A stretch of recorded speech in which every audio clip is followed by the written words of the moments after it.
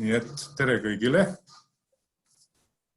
Alustame oma klubiürituste hommikuklubidega ja teeme seda siis 2 korda nädalas. Asi oli meil võrdlemisi optimistlik. Näete, tegime ilusa Hiiumaa sõidu siin 25. ja 26. augustil. Ettevõtlusreiside raames planeerisime järgmist 24. 25. septembriks ja kavatsesime ka oma õhtuklubi avada oktoobris, aga näete, kuidas need asjad on läinud. Meil oli väga tore Hiiumaa sõit, aga põnev oli vaadata, kuidas selle komplekteerumine jäi kohe nagu seisma, nii kui see Tartu Karova pihta hakkas ja Tartu lugu käima hakkas. Nüüd järjest need lood kasvavad ja tulevik on muidugi tume.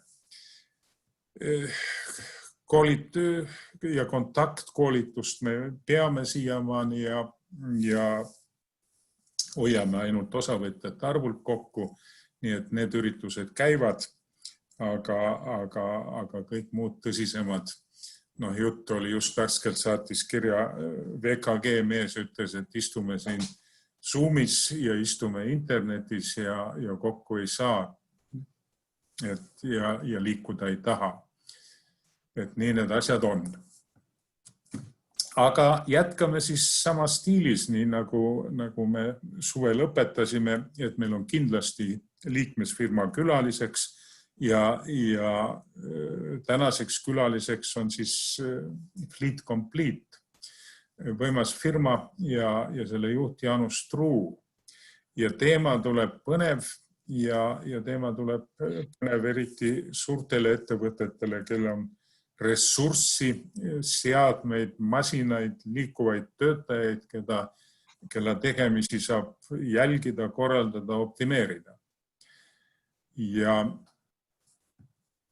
Ja mis ma siin ikka targutan, nii et Jaanus on kohal. Jaanus, ole kena, põrand on sinu ja eeter on sinu. Nii et Fleet Complete ja Jaanus Truu, palun. Tervitus, tere hommikut siis, et vaadake mulle korraks siis näkku ka ennem, kui ma kinni panen selle presentatsiooni jooksma, et siis nii see on, et räägin paar sõna endast, paar sõna ettevõttest ja räägin üleüldse väga populistlikult, kus selliseid tehnoloogiaid, nagu meie siin arendama kasutatakse, lihtsalt silmaringi laiendamise mõttes.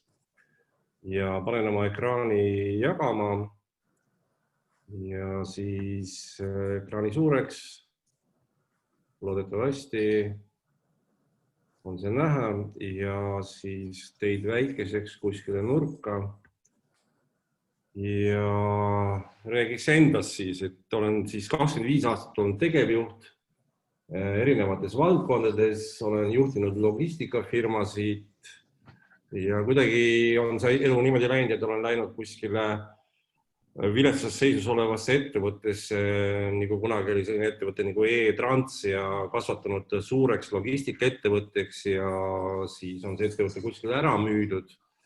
Nüüd ma olen 10 aastat olnud siis ettevõttes, mille nimi ennem oli Ecofleet või Oscando ja tänane nimi on siis Fleet Complete.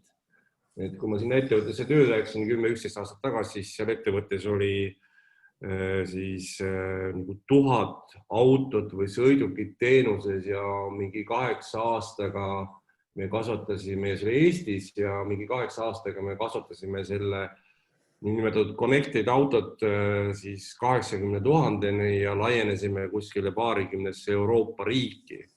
Ja siis selle 80 000 ühiku pealt siis me müüsime enda ettevõtte ära Kanada ettevõttele Fleet Complete, kus ma siis ka hetkel praegu töötan.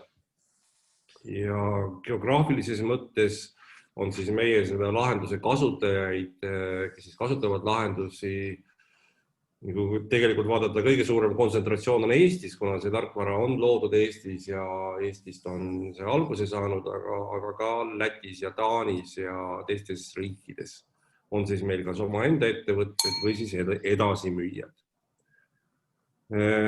siin on siis võib-olla mõni suur number ka Fleet Complete'ist, et kui me ennem olime sellises väikses startup tüüpi ettevõttes töötasime, siis nüüd me töötame suures startup tüüpi ettevõttes, kus siis on kokku mingi 600 000 autot, inimesseadet ühendatud, kus siis tehakse koostööd erinevatele ärimudelitega, töötakse koos autotööstusega, töötakse koos telkodega ja siis müüakse seda tarkvarateenust. Milles see tarkvarateenus siis nagu seisneb, on tegelikult see, et autos on olemas üks black box või must mingisugune kontroller, on ju, mis siis kogub andmeid satelliitide pealt, kus ta liigub ja siis edastab need kuskile meie serveritesse ja meie teeme sinna selles serverisse siis igasugused lahendused nende andmete põhjal, mis on näiteks autode ühiskasutus või siis mingid kütuse mõõtmise lahendused või siis mingid tööülesannete loomise lahendused. Ja võib-olla järgmise slaidi peal ma jooksin läbi võib-olla seda, et kus koha peal nagu Eestis ja Baltikumis võib-olla rohkem, mis on hästi lähedane turg, et kus koha peal selliseid meie lahendusi siis ka kasutatakse. Ja näitan mõne muu slaidi ka. Et olen siis teinud sellise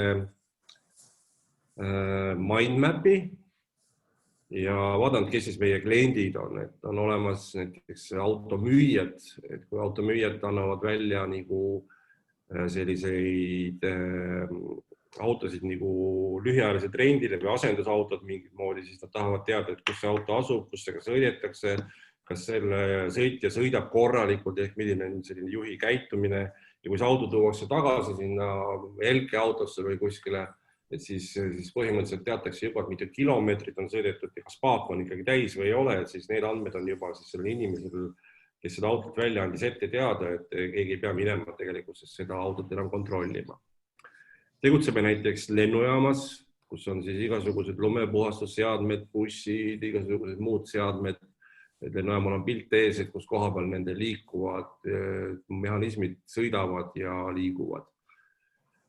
Politsei puhul on tegemist meil Leedu politseiga, kus siis on mingisugune 1000 või peaaegu 2000 autot teenuses ja sealseks peamiseks probleemiks oli siis see, et nad kasutavad autode ühiskasutuslahendust, et tegemist ei ole patrullautodega, vaid tegemist on just igast admin-autodega, et iga politseijaoskonna ees on siis, ütleme, mingi või tagaõues on mingi kogus autosid, mida on seal 20 tükki kuskil väikelinnas ja siis inimene siis valib või broneerib endale auto ja siis meie selline tarkvara aitab tal valida sellise auto, mis on siis kõige vähem sõitnud näiteks ja ütleb, et see auto on teile nüüd broneeritud ja siis saab minna see politseinik sinna autosse, võtta võtmed või osad lahendused on ka näiteks Telia lahendus on see, kus kohas tehakse äpi kaudu uksed lahti, võetakse see auto ja sõidetakse ringi. Ja alati peab ära märkima ka seda, et mis selle sõidu nagu eesmärk on. Ja siis kuu lõpus saadakse raportid, kui palju sõideti iga autoga, kui palju siis, mis olid sõidu eesmärgid, kus käidi, tehakse mingist analüütikat. Ja miks Leedu politsei seda kasutama hakkas, nad tegid lihtsalt seda, et tegid alguses piloodi mingi 20 autoga ja said nagu sõitude kokkuhoidu 50%. Ja see kokkuhoid tuli peamiselt sellest, et politseinikud armastasid nende autodega teha igasuguse muid sõite ka, mis ei olnud nagu seotud ametisõitudega. Et tõid lapsi ja käisid lõunal ja nii edasi, aga kui nad pidid kirja panema, kus nad läksid ja mis nad teevad mingi ühe lausega, siis see distsiplineeris neid asju õieti kasutama. Kindlustuse ma jätaks vahele. Ma näitaksin teile ühte pilti, siin on järgmine slaid oli tegelikult nagu kala või ütleme selles mõttes kalanduses oli see mõte, tegelikult on siis Keskkonnaministeerium peale pannud kõikidele professionaalsetele kaluritele nagu GPS-seadmed, et neil ei ole vaja enam käia kuskil, ütleme, pilliroo tagant pikksilmaga piilumas, kus kalurid on, vaid neil on olemas reaalne pilt, kus koha peal siis kalurid on, kas nad on mingites keelatud tsoonides või ei ole ja see on praegu, ütleme siis Peipsi järve pealt online pilt, kus kohas siis täna on ilus ilm, tuult väga palju ei ole ja näha on, et kalurid on kalurid on Peipsi järve peal, kõik on õnnelikult siinpool piiri ja siis tegeletakse aktiivse kalapüügiga. Et see on niisugune lahenduse pealt ka ja ütleme, need andmed siis kogu aeg värskenevad, on ju,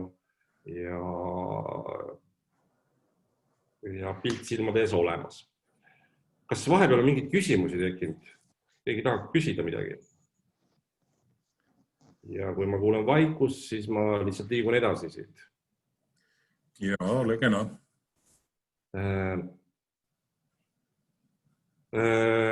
Tegelikkuses kasutatakse väga palju selliseid telemaatika lahendusi siis ikkagi logistikas. Ütleme, et igal rekkal, mis teeb välismaa sõitusid, on ikkagi peal GPS, et need logistikud või omanikud teaksid, kus koha peal need autod sõidavad. Nad teavad seda, et mis on seal kütusetase, nad teavad seda, kui palju on jäänud veel rekkajuhile sõita aega, seal on mingi piiratud sõiduaeg ja puhkeaeg ja ütleme siis selliste asjadega, nad teevad logistikud otsuseid. Et kas ma saadan selle auto sinna või ei saada, kuna tal on veel mingi tööaega jäänud nii palju järgi. Ja siis ja igasuguseid, ütleme ka siis töökorraldusi saadetakse siis ka põhimõtteliselt autojuhtide telefonide peale, et mida nad siis tegema peaksid. Ja see on siis selline grupp, mis on siis transpordiettevõtted, kohalikud ja rahvusvahelised ja mida nad siis kasutavad. Teine grupp on ekspedeerijad ja ekspedeerijatel on vaja, ei ole vaja teada nii palju, kui palju see autokilomeetrit sõidab, vaid temal on vaja kõik kaubad peale korjata. Ja siin ma näitaksin korraks teile ühte sellist screenshoti. Sekund, ma läksin valesti ise. See on nagu DSV töökeskkond, ehk siis tegemist on töölauaga, kus siis on Hollandi ekspedeerijal on need kaubad, neid kokku on mingisugune 12 meetrit siin selles piirkonnas Hollandis vaja täna kõik peale laadida ja selleks, et siis seda teha, siis visualiseeritakse kõik kaubad kaardi peale, näiteks, et siin on firmale Silmet 1,2 meetrit kaupa, siin on tuleringile nii palju kaupa, ja kui ta nüüd võtab siin Põhja-Hollandis mingisuguse, teeb mingi hulknurga hiirega, siis selgub, et sellest siin on 12,7 meetrit kaupa ja põhimõtteliselt ta lohistab selle siis veoauto peale ja nende kaupade staatus on siis nagu muutunud, et kaubad on muutunud seni, mis olid laaditavad, siis nüüd on need kaubad planeeritavad või planeeritud juba selle autojuhile ja selle autojuhile siis saadetakse vastavad siis mingisugused SMS-iga laadimiskäsud, et sinu esimene laadimiskoht on see, teine laadimiskoht on see, kolmas laadimiskoht on see. Ja kui auto jõuab nendesse laadimiskohtadesse, siis põhimõtteliselt on loeti ja viibib seal näiteks, ma ei tea, 20 minutit näiteks, siis loetakse need kaubad nagu laetuks. Et sellist tüüpi lahendus siis ka ekspedeerijatele. Kui rääkida veel, siin on kirjas mingid projektid, aga ma ütleksin, et siin on kõige illustreerivam selle loo juurde on see, kus siis kasutatakse nutitelefoni ja siis seda GPS-seadet nagu üheskoos on siis näiteks on Selver, e-Selver näiteks, või siis on Coop või e-Coop. Juhul, kui siis tellitakse, inimesed tellivad Selveri kodulehekülje pealt endale kaupa koju, siis tellitakse ära ja need tellimused, mis on olemas, lükatakse siis meie süsteemi 2-tunniste intervallidega. Ja meie teeme siis selles süsteemis, planeerime nad õiges järjekorda, et autojuht kulutaks võimalikult vähe aega selleks ja selle siis teekonna järgi komplekteeritakse ka need autod, et üks auto läheb Piritule, teine auto läheb Tabasalu kanti, kolmas läheb kuskile, ütleme, Jüri kanti kaupa viima. Ja juhil antakse siis kätte nutitelefonis seade, kus tal on siis nimekiri inimestest, kuhu ta peab minema, mis aadressid need seal on. Kui ta vajutab sinna esimese aadressi peale, mida peab kohale toimetama, siis põhimõtteliselt see telefoni kaudu läbi Waze'i navigeeritakse see kaubik sinna selle inimese juurde, seal on olemas mingi link, mille kaudu saab see kuller siis helistada ja siis kui kuller annab paki üle, siis siis põhimõtteliselt võetakse sinna nutitelefoniga allkiri. Ja kui see on tehtud kõik, siis võetakse järgmine siis inimene, kes siis peaks oma kaupa või pakki kätte saama. Ja samal ajal on Selver oma koduleheküljel ehitanud üles ka mingisuguse pildi, et teil on võimalik Selveri vaadata, siis, et kui kaugel see auto on ja mitmes või seal on number juures, see on number 3, siis see tähendab seda, et te olete 3. mahalaadimiskoht, et selline visuaalne pilt avaneb ka siis nagu siis põhimõtteliselt inimesele läbi selle lehekülje. Et sellist tüüpi lahendus, kus siis on kombineeritud autos on pandud sisse ka veel temperatuurisensorid, siis tuuakse 3 tüüpi kaupa, on ju sügavkülma ja tavakaupa, on ju kilomeetrid, asukohad, et kõiki seda siis nagu kontrollitakse ja planeeritakse ja siis see päevas see saadetist arm, mis kätte viiakse inimestele kuskil Tallinna piirkonnas, on siin ikkagi 1000 ja pluss ka praegu, on ju, ja oli täiesti hullumaja loomulikult, kui oli see koroona esimene sessioon meil siin käis. Ma ei peatu võib-olla veel lühemalt, ütleksin, et kasutatakse veel näiteks autorendifirmad, Avised, Sixtid kasutavad, et näha, kus need autod on, palju nad läbi sõidavad, et selle järgi teha hooldusi, asju. Prügifirmad kasutavad seda, et saada oma mingid kütused, tööülesandeid, kasutatakse sellist süsteeme. Metsatööstus kasutab fleet managementina. Hästi tugevad oleme nagu turvafirmade kohal, et ka patrullid kasutavad selliseid patrullide käsitlemiseks või nende alarmide käsitlemiseks nutitelefoni lahendusi. On olemas G4S-iga pakume koos autovalveteenust, et juhul kui teie autos hakkab alarm tööle, siis see signaal läheb läbi meie süsteemi G4S-i juhtimiskeskusesse ja sealt võetakse teiega ühendus, et teie auto alarm hakkas tööle, kas saadame patrulli välja. Või ütleme, on ka autodesse pandud paanikanupud, näiteks kui Pärnus tapeti ära taksojuht, siis taksofirma pani kõikidesse autodesse paanikanupud, et juhul kui sinna paanikanupu peale vajutatakse, siis see ei lähe mitte politsei, see vaid G4S-i patrull teeb kohe välja, see jätab kõik asjad pooleli ja sõidab sinna kohale näiteks turvalisuse huvides. Ja eriti keerukad lahendused on kuskil sularahaautode peal, kus kohas siis on igasugused, kui mees on pikali ja uksed lahti ja identifitseerimised ja kaardid, et sa ei saanud autosid üldse käima enne, kui sul on kõik protseduurid tehtud. Siis meie autojagamise lahendus küllaltki populaarne pankade seas, eriti Leedus ja Lätis. Sadamas oleme teinud lahenduse, kus jälgitakse tõstukeid, tõstukijuhte, kui palju töötavad tõstukid, kui palju töötavad siis tõstukijuhid. Lahendus on tehtud RFID kaardiga, et sa lähed ega kord logid ennast sisse erineva tõstuki peale, millega sa tööd teed ja nii edasi. Hulgifirmad, posti ei ole, posti me kaotasime hinna pärast. Paljudel kiirabiautodel on peal selliseks asukoha jälgimise jaoks meie lahendused ehitusfirmades, põllumajanduses, lahendused kohalikele omavalitsustele. Näitena näiteks see sama lahendus, kus kohas kasutatakse Saaremaal vanurite hooldamiseks. On teada, et seal on olemas tööülesanded, mis on vaja inimestel teha, on ju sotsiaalhooldajatel. On teada, et iga 2 korda nädalas tuleb käia ühe vanuri juures, teisipäeviti ja neljapäeviti.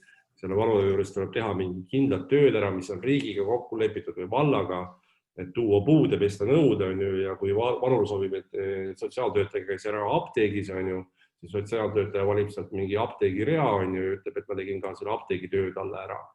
Ja siis kuu lõpus tehakse siis sellest tasulistest teenustest ka sellele vanurile näiteks arve, ja siis ütleme, iga siis selle külastuse ja asja kohta jääb jälg ja kadunud on igasugune paberi pool, et kõik saadakse kätte siis põhimõtteliselt nagu Saaremaal on ostetud igale sotsiaaltöötajale iPad, kus sa saab internetis käia, aga samal saab kõik oma käia oma riiklikes portaalides, teha vanurite eest makseid, kui neil vara on, aga samas on ka tema töö siis nagu sealt töö nagu kontrollitud. Erainimesi väga vähe, kus on mingid asju, bussifirmad ja on suhteliselt palju bussifirmasid teenuses ja võib-olla ma näitan teile veel ühte slaidi selle asja nagu tutvustuseks on näiteks Eesti teede hooldus on siis ka lahendatud meie lahendusega ja seal on võib-olla siis selline huvitav asi, üks selline slaid näidata, mis on siin viimasel ajal tehtud, on siis see, et me oleme võimelised ütlema, kus koha peal see auto sõidab. Me oleme võimelised ütlema ka seda, et kas seal autol on lumekoristusautol on sahkall või ei ole sahkall. Ja me oleme võimelised lugema sellest puisturist, mis on seal taga, mis viskab siis mingisugust soola, liiva ja ma ei tea, mida veel on ju, mingid vedelikke sealt välja. Me oleme võimelised lugema sealt pealt ka informatsiooni, et kui laialt ta viskab, mis on see koostis, et palju on seal tahket asju, mingid liiva ja kui palju on mingid naatriumkloriidi, mingid vedelikuna sealt visatakse sinna tee peale, et kogu see informatsioon on nagu olemas. Ja mis ma just seda slaidi näitan, on see, et tegelikkuses nendest, kui auto sõidab parasjagu, tema järgi tekib selline trajektoor ja mille pärast on ta erivärviline, on see, et me kuvame seda autot näiteks, ütleme niimoodi, et ta on punane joon, kui tal on sahkall ja ta pritsib soola. Ja see pilt on nähtav siis kõikidele Eesti teede hooldajatele. Kui nad näevad, et siin üleval Viimsi kandis parasjagu on ikkagi tehakse sellist tööd, kus lükatakse lund ja soola ja tuul on põhjast, siis väga suure tõenäosus, see võib tulla ka Kesk-Eestisse kuni Lõuna-Eestisse. Ja siin on ka olemas, et miks see värv ei ole punane enam, vaid on roosa, on ju. Me visualiseerime seda värvi muutust nagu 4 tunni jooksul, et kui just see toimub see asi, siis see joon on seal peal tulipunane ja kui 4 tundi on möödas, siis see joon on selles mõttes muutunud nagu roosaks.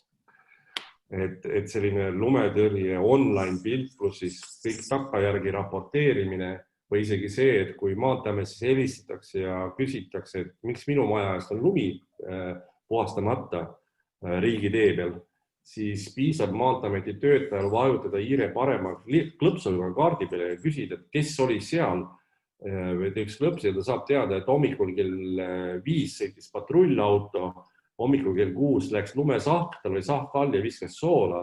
Järelikult, kui see inimene ärkas mingi kella 8 paiku ja siis on nii kõva lumi olnud, et see on jälle täis sadanud, siis ta teab põhimõtteliselt, et me saadame selle patrullauto nagu uuesti. Ja viimaseks slaidiks ma paneksin sellise asja, et kus suunas need asjad siis nagu liiguvad. Ja siin liiguvad see, et täna ikkagi on olemas, juba tulevad välja autod ja see saab olema massiline. Vasti on kõik autodel on juba nimetatud black box peal, et kus siis pakutakse inimesele, pakub autotootja ise teenuseid, kuid samas on see autotootja võimeline ka edastama andmeid meile ja meie kuvame siis selle telemaatika lahenduse kliendil ikkagi samasugusel kujul, nagu ta on harjunud saama, ainult ka vahe on see, et me ei pane seda musta kasti sinna enam peale. Ja teine selline huvitav trend on see, et sisuliselt asjad liiguvad siis ikkagi selles mõttes rohkem ja rohkem asju hakatakse jälgima, et kus nad on, mis nad teevad need asjad. Järjest väiksemate asjade peale see läheb ja ma näitaksin nüüd teile võib-olla reaalselt enda nägu jällegi ja näitaksin teile visuaalses mõttes siis ka mõnda sellist uuemat seadet. Üks on lihtsalt selline seade, kus ei ole vajagi midagi muud teha, et saada kogu sellist trackimist ja loogikat kätte, et sul on pluss ja miinus klemm, see pannakse kuskil auto aka külge, selle karbi sees on siis ütleme liikumisandrud, selle järgi tuvastatakse liikumine ja sul on võimalik jälgida murutraktoreid, enda isiklikke asju, väikseid ehitusmehhanisme, sul on võimalik kiiresti võtta see, panna järgmise seadme peale. Et see on üks selline trackimise asi. Siis nüüd on olemas sellised asjad, milleks ei ole vaja enam akut. See on väike karp, see lased 2 kruviga kuskile mingi konteineri, see on mõeldud seisva vara jälgimiseks. Sees on 2A patareid, on ju, ja siis ta on võimeline saatma, ma ei tea, mingi 1000 pingi, saadab 1 pingi päevas ja ütleb, et teie tualett või teie konteiner ikkagi seisab täpselt sama koha peal ja kui see konteiner nüüd liigub mingi moodi, viiakse uude kohta, siis ta trackib seda, võtab tunni tagant 1 signaali. Ja jällegi jääb see siis, kui ta seisma jääb, siis ta ütleb, et ma olen teie vara, ma asun siin. Et kui sul on palju konteinereid, välikäimlaid, ehitussoojakuid, siis selliste asjade järgi on võimalik täiesti kogu aeg näha, kus koha peal asjad asuvad.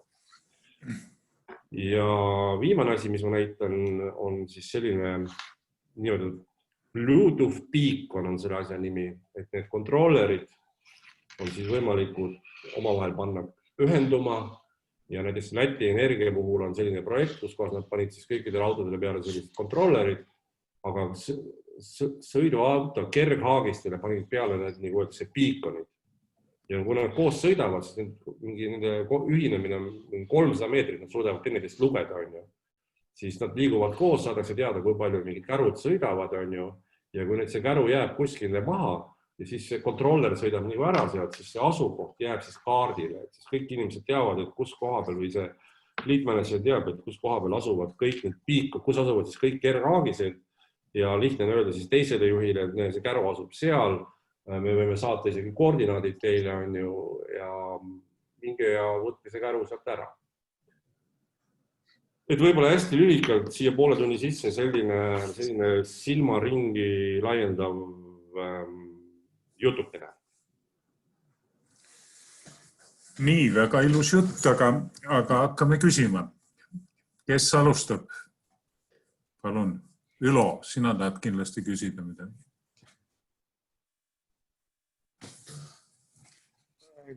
Praegu ei ole küsimusi, see on väga huvitav asi, aga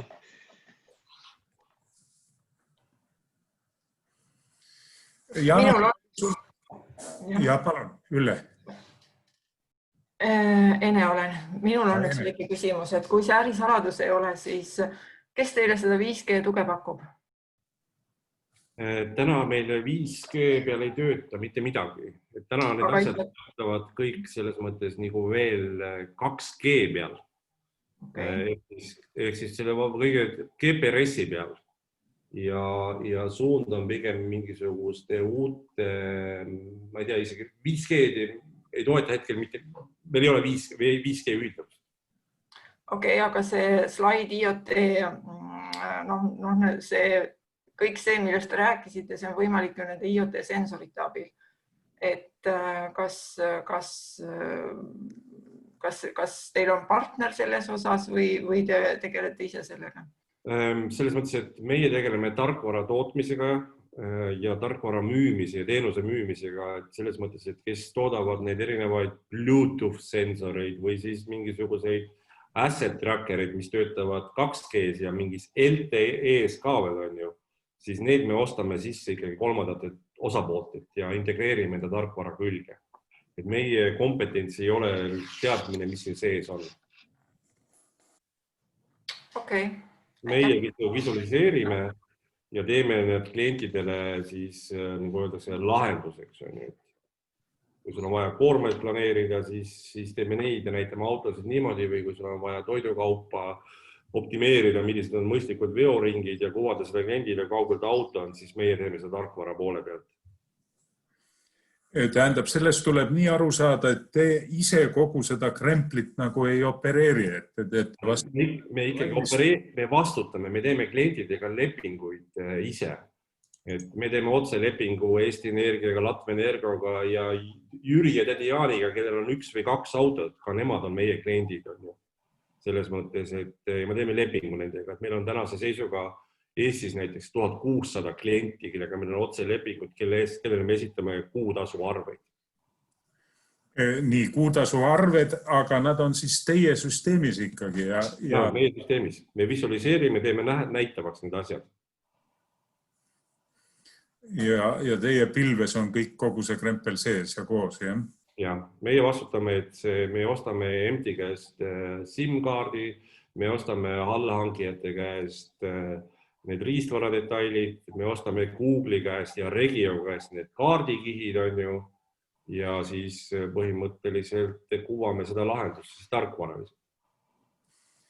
Palju teil rahvast on kogu seda asja ajamas ja tegemas? Ütleme niimoodi, et kontsernis oli kokku 600 inimest ja ma kaldun täna arvama, et kuna see arendus, kogu kontserni arendus on tulnud Eestisse, kuna meie tarkvara on olnud nagu parem kui Kanada ja USA oma, siis meil ma arvan, et meil täna Baltikumis ja Eestis on kokku ja enamus on see Eestis üle 100 inimese. Ja kus te põhiliselt Tartus on rahvas koos või see ei ole tähtis, kus ollakse? Täna on 2 kohta, Tallinn ja Tartu. Tallinnas on pigem rohkem müük ja raamatupidamine ja sellised adminrollid. Tartus on siis rohkem arendus ja tehniline tugi. Aga ütleme, et kui sa oled arendaja, siis tegelikult täna meil ei ole vahet, et kas su füüsiline keha asub kontoris Tallinnas või Tartus on ju, meil on arendajaid siin Tallinnas kontoris ka päris palju ja siis ka paljud inimesed töötavad siiski kodust ka praegusel hetkel. Praegusel hetkel, jah. Nii et selles mõttes me oleme võimaldanud töötajate kodust on ju, kellel see töö võimaldab, aga oleme ikkagi müügiinimesed enam-vähem välja kodudest ajanud ja teeme kliendi külastusi. Et asume Lõõtsa tänaval uues kontoris, koliseme 1. septembril uude kontorisse ja siin me siis tegutseme. Mis teil organisatsiooniliselt ja ka sisult muutus peale seda, kui teid Kanada ära ostis? Organisatsiooniliselt toimusid pigem sellised maatriksi suunalised muutused. Et ütleme, et ikkagi kui ennem raamatupidajad tegid oma tööd, siis nüüd on raamatupidajad teevad oma tööd, aga raporteerivad ikkagi otse Kanadasse, ütleme.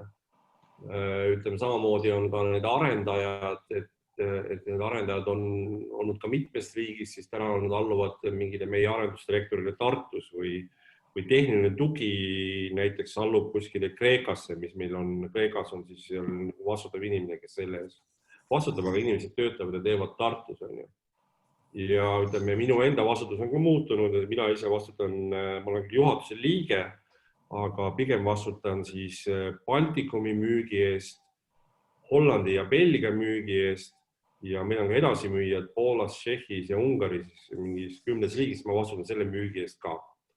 Samas ma ei vastuta Skandinaavia müügi eest, ma ei vastuta Saksa müügi eest, ma ei vastuta Kreeka müügi eest, et mina vastutan siis müügi eest oma mingites piirkondades, milleks on siis Baltikum, Belgia ja meie edasimüüjate võrgustik.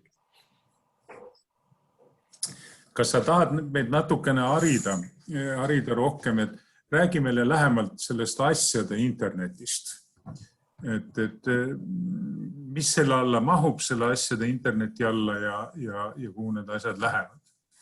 Ma arvan, et siin alla mahub hästi palju asju mahub sinna alla ja hästi palju asju, ütleme, et ma kujutan varsti ka seda, et ikkagi mingisugused kaubad hakkavad liikuma ja on jälgitavad nagu kogu aeg, olles mingisuguste trackerite all. Eestis on olemas ka näiteks ettevõtted, kes on võimelised tootma sensoreid, mida võib panna näiteks meie tavalise veemõõtja peale, mis mõõdab meil sooja ja külma vett, on ju, lihtsalt mingi täiendav sensor sinna peale, on ju, ja meil ei ole vaja kuskil enam mingid luuke lahti teha, vaid me näeme või automaatselt antakse nüüd meie koduvee näidudki edasi. Ettevõtete sees, tootmisettevõtetes tõenäoliselt saavad olema mingisugused tööriistad trackitavad, saavad olema siis mingisugused toorainet trackitavad. Tšehhis on meil näide näiteks, et sisult on võimalik metsatööstuses öelda, et kus kohas see puu maha raiuti, millise langiga, millal, millega tuleb näiteks, millest on tehtud see minu kontori laud täna või ütleme, need asjad liiguvad sellises suunda ja ütleme, vanurid ja ütleme, prügikasti näiteks täituvus, et ei ole ju mõtet saata näiteks mingid ühiskondliku prügikasti, kuhu kooratakse klaastaaret kuskil maapiirkonnas, sinna ei ole mõtet autost saata, kui see ei ole täis näiteks 90%. Et sellisel moel need igasugused asjad muudavad meie elu. Et jah, ütleme, et kui sa oled mingi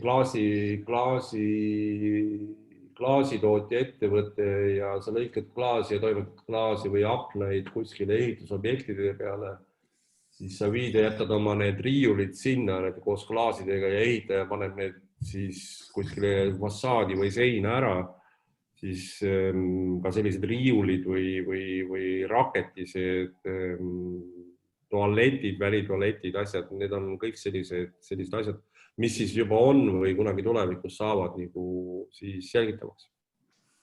Aga no see tähendab ju seda, et tohutult produtseeritakse andmeid, eks. Ja no me oleme siia juba täna ju väga hädas sellega, et igat sorti andmeid on olemas nii hullumeelselt, aga neid ei suudeta hallata ja neid ei suudeta töödelda ja kogu informatsiooni kätte saada. Aga see asi läheb järjest hullemaks, kui iga asi piksub, iga asi annab signaali. See signaali kogus on ikkagi nii väike, on ju, et see, ütleme see samagi, et kui me paneme nüüd mingi sellise vidina kuskile seisva konteineri külge, siis ta teeb ühe ainsa pingi päevas, on ju. Ja see on täiesti olematu nagu andmemaht, mis sealt välja jookseb, et seal on ta koordinaadid, on ju, peamiselt, on ju, ja võib-olla mingi temperatuur ja on see mingi asi, valguse ja mingi näit, et see on selline väike ping, et andmeid tekib, aga ega ka mitte nii suures koguses. Ütleme täna juba need andmed, mida me siin sõidukite puhul trackime, neid on ka piisavalt palju, aga ütleme, nad ei ületa kuus ikkagi, mis meil on 15 mega on näiteks see SIM-kaardi maht, millega need andmeid siis ühe auto kuu maht, mis on meil ära piiratud, on ju. Tegelikult on see mingi 5-6 mega, mis on siis 2 pilti, on ju, mis on mobiiliga teeme, on ju, on see ühe sõiduki andmete maht kuus. Et see, nad on kuidagi, et see maht ei olegi nii väga suur. No jah, kui niimoodi korduste ja signaalide andmise arv on alla surutud, et tõepoolest üks piuks päevas, siis asi ei ole hull. Aga kui ta pidevalt ütleb, et ma olen siin ja siin. See sama sõiduauto lugu on ju. See sõiduauto sõidab seal G4S patrullis terve kuu otsa ja kokku tegid ta pilt, ma arvan, et mingi 15 mega andmeid on ju. Seal on 4 vahetus peal. Ja 15 mega on sisuliselt, ma ei tea, 4-5 pilti tänapäeva nutitelefoniga. jah. Kas teil niisuguseid unikaalseid kliente ka on? Just niisugust pisiklienti, kas näiteks mõni on oma lemmiklooma pannud teie jälgimise alla, näiteks kassi? Meil on olemas pull, mille nimi on Maku. Ja pulli loogika oli siis selles mõttes, et peremees tahtis näha, kus asub tema kari. Ja ta siis pani sellise ühe treideritele mõeldud kontrolleri sinna siis sellele pullile ümber kaela. Siis ta näeb nagu oma äpist, et kus koha peal asub pull, siis väga suure tõenäosusega on terve kari ka seal. Aga ütleme, et meil on ikkagi selgelt orienteerinud täna nagu B2B peale, et selleks on teised ettevõtted, kes jälgivad oma kassisid ja koerasid ja teistsugused nagu seadmed. Et ma ei ole küll jahimees, aga ma ühe korra käisin niisama seal kaasas jooksmas selle jahimeestega, siis tänapäeva jahimeestel juba kõik koerad on varustatud GPS-iga ja nad juhivad nagu mingit sõjamängu seda jahti või aju on ju, ja neil on olemas mehed nähtavad läbi oma mingi rakenduse ja neil on olemas koerad nähtavad, et neil on kogu pilt silmade ees, kuidas jaht kulgeb. See on ka, ütleme teatud mõttes IoT võiks öelda juba. IoT ei ole ainult sensor, IoT ongi igasugused trackimisseadmed, sensorid, nutiseadmed, kõik see on tegelikult mingis mõttes Internet of Things, asukohad, andmed liiguvad, temperatuurid, niiskused. Nüüd küsiks natukene kõrvalt. Nüüd on seda reklaamitud mingil määral ja palutud alla laadida ja kasutada seda hoiat. Hoiavärgist arvad? tuleb sest üldse mingit tolku või? Teate, ma ütlen sulle ausalt, et oma hingelt olen ma ikkagi logistik, mitte IT-inimene, et see on niisugune võib-olla taust, et kui te küsite mu käest väga selliseid IT-alaseid küsimusi, siis ma väga tark ei ole. Ja mis puudutab seda hoiata, siis mina olen sellega endale alla laadinud ja ma tegelikult ei tea, kuidas see asi töötab. Mul ei ole selle kohta andmeid, ma ei oska seda seletada, aga ma mingisugusest missioonitundest laadisin selle alla ja ma ei ole ühtegi teavitust veel saanud. Mis juhtus küll eelmine nädal, ma käisin ise koroonatesti tegemas, kuna ma tundsin ühel päeval, et mul on mingi 37, 2, 3, 4, 5 palavik ja naine kodus utsitas nii palju, et mine tee, et järsku käisime kuskil, et järsku on midagi viga, siis käisin seda testi tegemas, sinna pääsemine oli ääretult keeruline, lõpuks oli ta ka hästi kallis, aga positiivne oli see, et ma sain negatiivse tulemuse. Aga paar päeva hiljem tabas mind ka selles mõttes siis e-mailis ma leidsin mingisuguse Kantari uuringu endale, mis pidi olema küll, nagu öeldakse, selline valikuline, aga ma ei hakanud seda vastama, paar päeva hiljem tuli meedia suues, ma mõtlesin, okei, ma vastan ära. Ja seal olid kõik andmed juba sees olemas, mingisugusel moel minu isikuandmed olid olemas ja ma vastasin selle küsimustiku ära. Nii et ma ei oska öelda, kuidas see Hoia äpp tehtud on ja ma loodan, et ta kuidagi targalt tehtud, et ma ei oska seda kommenteerida. Seal on ilmselt üks probleem ju selles, et kuidas nüüd ikkagi need nakatunud isikud sinna programmi satuvad ja äppi satuvad. Eks, kui ma ei taha ja ennast varjama hakkan, siis ei tule neid ohtlikke vendasid ei teki vast. Mul on selline kahtlane tunne või mul on selline arvamus järsku, või see on minu isiklik arvamus. On ikkagi selles mõttes, et kas inimene paneb ennast ise sinna mingil moel või see on ikkagi, kui nad teavad juba mu isikukoodi, ütleme, ma käisin tegemas seda testi, siis võib-olla nad ikkagi üritavad seal taustal kuskil ära siduda selle isikukoodi ja võimalikult tema telefoni näiteks. Et tegelikult valetatakse ja öeldakse, et ole kena, pane ise ja... Tead, ma ei tea seda, ärge võtke minu sõna sellele, aga kui mina küll teeksin, kui ma oleks riik, ausalt öelda, mul oleks ikkagi, ma tahaks olla nagu võimalikult eemal riskikohtadest. Ja nad ei näita ju seda asukohta selles mõttes, see on kindel, et nad ei trackita, seda ma usun pidevalt, aga kurat seda teab. Ma ei oska seda öelda, ma ei kommenteeri seda. Nii, kas on veel küsimusi meil Janusele? Mul siis on üks küsimus veel. Et minu arusaamine 5G võrgust on või selle võrgu kaudu osutatavatest teenustest kattub osaliselt teie poolt kirjeldatud selle tarkvara poolt pakutavate teenustega. Ja ma küsin niimoodi, et kas 5G võrgu olemasolu parandaks või võimaldaks teil pakkuda midagi, mida te hetkel veel ei paku? Vastus on kindlasti, aga ma isegi ei oska öelda, et minu jaoks ei ole see 5G, ma ei ole viitsinud seda kunagi endast väga selgeks teha. Mida ma näen, on see, et ikkagi need andmete kogused, mis liiguvad nende isesõitvate autode pealt on meeletult suured. Et selles mõttes, et selleks on üks koht, kus on seda 5G kindlasti vaja, et seal on igasugused sensorid ja autos endas ja tänavate peal ja teiste autode vahel, et seal toimub küll autode see kommunikatsioon, see on see, võiks öelda tuleviku suund. Meie selles alas otseselt ei ole, me oleme täna ikkagi selles mõttes, me on seda ressurssi, me ei kipu autosid juhti, me ei kipu autode tarkvarasse minna. Meie nišš on see, et me aitame inimestel teha ikkagi neid tööoperatsioone efektiivsemaks ja võtta vastu õigeid otsuseid, mis on asukoha ja mingi aja ja kasutaja põhjalt.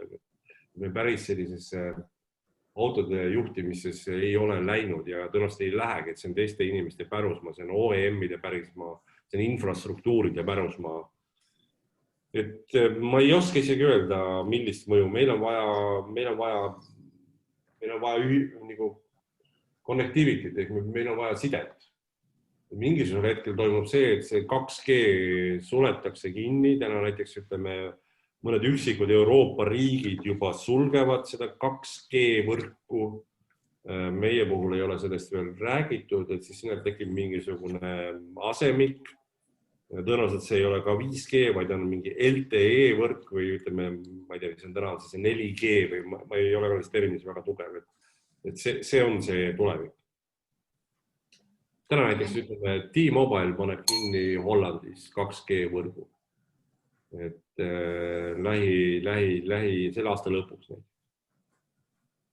Aga muud ettevõtted, telkod näevad 2G sulgemist mingi 3-4 aasta perspektiivid. Mõned ei ole plaani teinud. 5G-st ma ei ole viimasel ajal kuulnud, et oleks väga palju nagu neid võrke avatud või ma ei oska kommenteerida seda. Aga kui nüüd 2G võrkude sulgemine toimub, et kas juba vaikselt nagu mõtlete oma äriplaane ka ümber või? Ja mõtleme, et lõpuks on needsamad mustad boksid on ju, teised moodulid sees on ju nagu meie telefonidiski ja me peame kasutama teisi, mis suudavad LTE võrgus toimida. 3G võrk on, nagu öeldakse, see jäetakse vahele, et tõenäoliselt minnakse kogu sellise asja interneti poolt LTE võrk või siis minnakse mingi kattvõrk on, kus siis on andmete edastamine veel, mis on ka Eestis olemas, Telial olemas, et kus siis andmete edastamine on veelgi vähem mahulisem. Okei, aitäh. Aitäh, Jaanus. Väga huvitav lugu oli ja see sai ilusti lindistatud, nii et me saame suudata siia ka järelkuulama neid asju, et need, kellele seda informatsiooni eriti vaja oleks, et need tõesti ka ligi tuleks. Ja palju edu sulle. Kuule, aga aitäh siis. Nii, ma räägiks siis ka paar sõna juttu siia otsa ja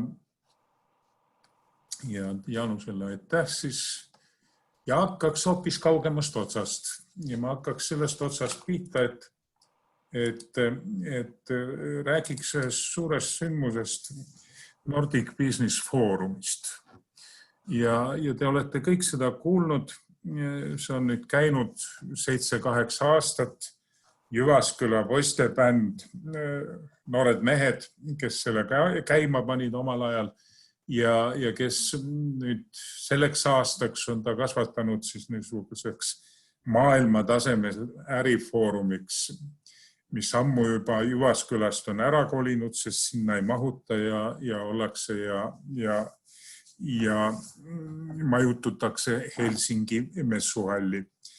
Need kutid, keda me siis sõbralikult Jyväskylä poistebändiks kutsume, on suutnud sinna 7000 inimest kokku ajada ja 1000 eestlast on viimaste aastate arv, mis sinna Helsingisse igal sügisel septembri lõpus ja oktoobri alguses on ära sõitnud.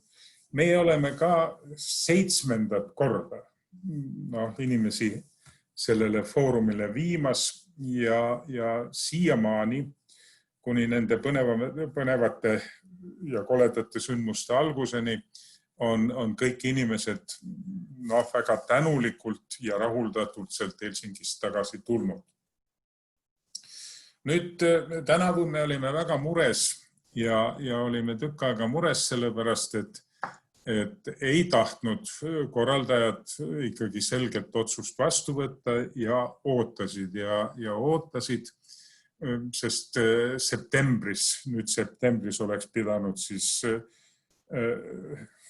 Nordic Business Forum 2020 toimuma, aga õnneks keset suve lükati ta siis edasi, lükati aasta võrra edasi, kõik piletid jäid kehtima ja kehtima ka meil on 5 piletit sellele üritusele saadaval. Realiseerime neid muidugi suure soodustusega praegu ja ütleme, et üks mõte, miks selle peale tasuks mõelda selle foorumi peale ja tuleva aasta pileti peale, et neile pileti omanikele seda aega ei lasta sugugi tühjalt minna. Ja on suure soodustusega webinarid ja kohtumised, mida nad korraldavad, on ridamisi tasuta üritusi, et kui vähegi huvi on või kui vähegi inimesi ümberringi on, kes selle vastu võiks huvi tunda, siis endiselt ICC Eesti on selle Nordic Business Forumiga seotud. Nüüd teine jutt, mida ma räägiksin, puudutab siis ikkagi meie erialast tarkust ja teadmisi ja sellega on nii nagu on.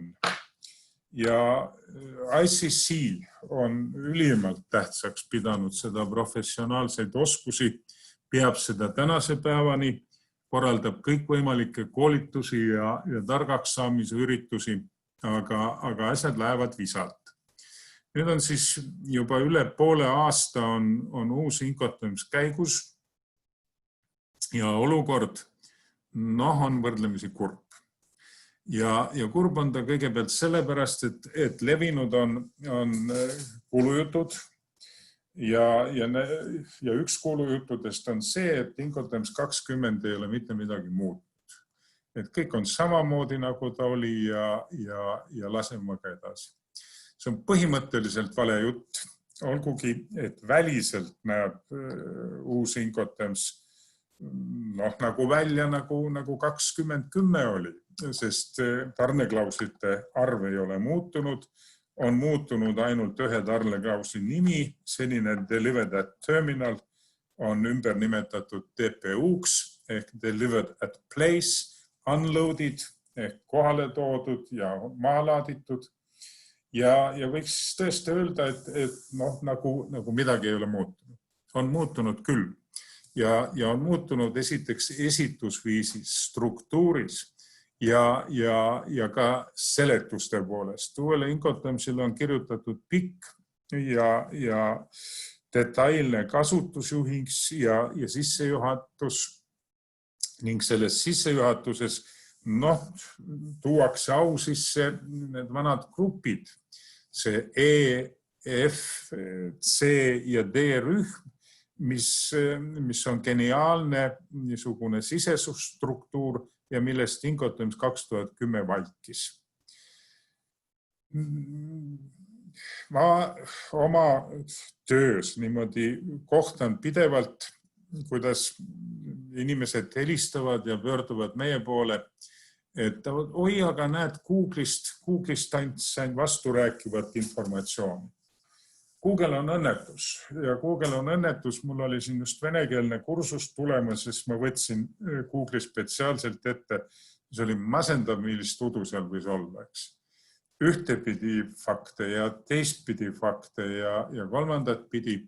Aga kogu selle Incotermsi jandi juures on see, et ta on ülitõhus ja üliterav tööriist ainult siis, kui sa seda täpselt tunned.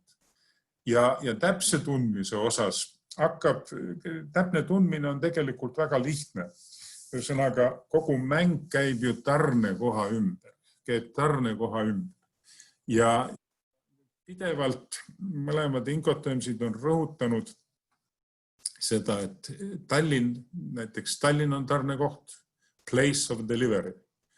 Aga ütleme, Tammsaare 47 on tarnepunkt, on täpne punkt selle tarnekoha piires, kus siis see tarne füüsiliselt toimub.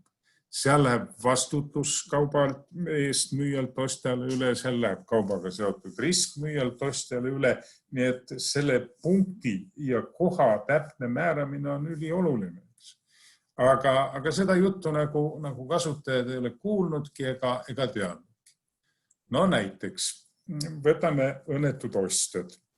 Incoterms tunduks, et ta on siis nagu suur tõe ja võrdsuse looja, aga tegelikult ei ole.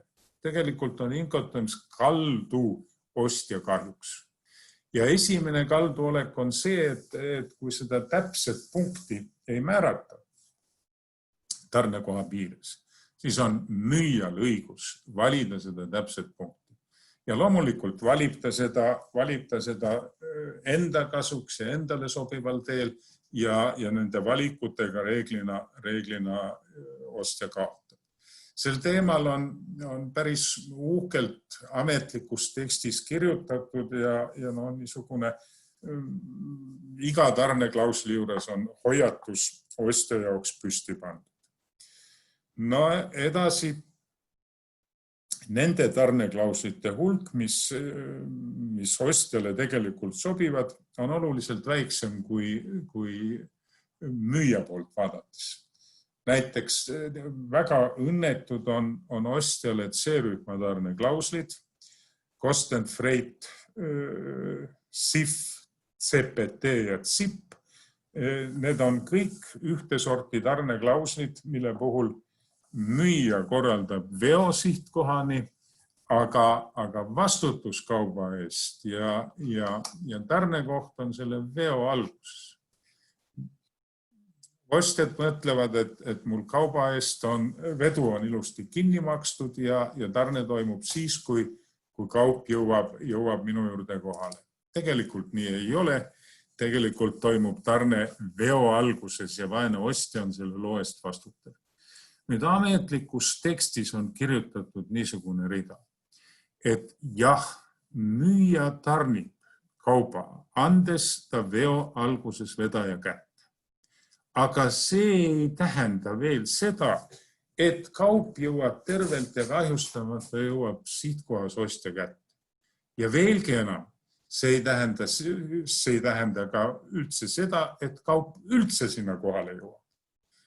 Kujutage ette, niisugune asi on ametlikus tekstis kirjutatud ja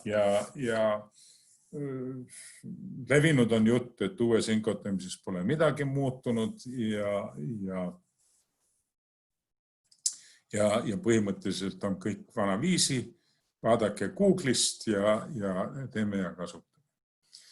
Nüüd kurb on muidugi ka see, et me oleme teinud kõik võimalused selle tööriista õpetamiseks. Küll teeme sisekoolitusi, küll teeme eri keeltes neid koolitusi ja küll juhile koolitusi. Aga kurb on see, et meil oma liikmeskonnas on Incotermsile tähelepanu pöörajate arv ikkagi väga väike. Meil on Silmet, eesrindlik ettevõte, kus tõepoolest on selle vastu tõsiselt huvi tuntud, kus on korralikult inimesi õppimas käinud ja meil on Proloog, on see, kes tõesti Incotermsi vastu huvi tunneb ja oma inimesi koolitab. Incotermsi ametliku teksti on ostnud üks advokaadibüroo, rohkem ei ole ka selle teksti vastu meil huvi tuntud. Nii et see on üks mure, millest ma täna räägiks või rohkem ma teid ei tüüta, sellepärast, et aeg on täis. Meie tund selliseks hommikuklubiks on läbi. Kohtume 2 nädala pärast.